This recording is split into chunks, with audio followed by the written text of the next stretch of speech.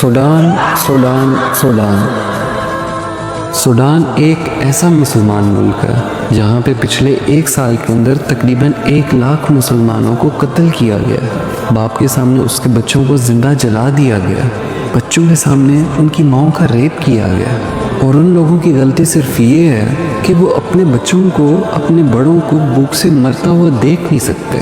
اور 2023 کے بعد سے غزہ کے اندر بھی یہی حال ہے۔ مسلمان عورتوں کا ریپ کیا جاتا ہے، بچوں کو زندہ زمین میں دفن کر دیا جاتا ہے، صرف کس وجہ سے کہ وہ اپنی زمین چھوڑ کے نہیں جانا چاہتے،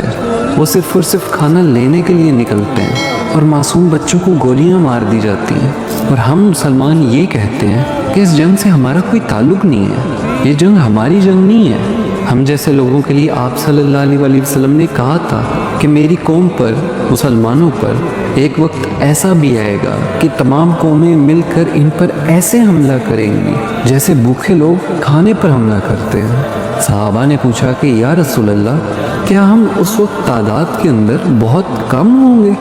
تو آپ صلی اللہ علیہ وسلم نے کہا کہ نہیں، تم لوگ تو تعداد کے اندر بہت زیادہ ہوگے، لیکن تمہاری حیثیت بالکل سمندر کی جھاگ جیسی ہوگی، جو دکھنے میں چمکدار ہوتی ہے لیکن اس کا کوئی وزن نہیں ہوتا،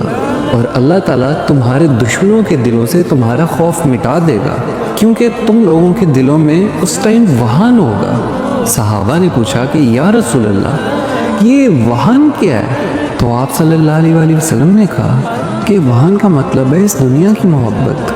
اور موت کا ڈر، یعنی کہ اس وقت تمہارے دلوں کے اندر اس دنیا کی محبت ڈل جائے گی، موت کا خوف ڈل جائے گا۔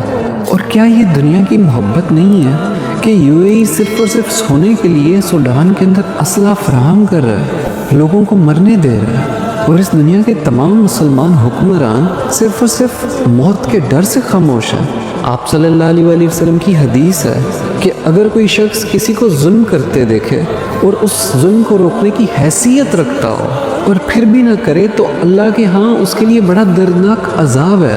تو ہم اپنی آواز کو بلند کرتے رہیں گے،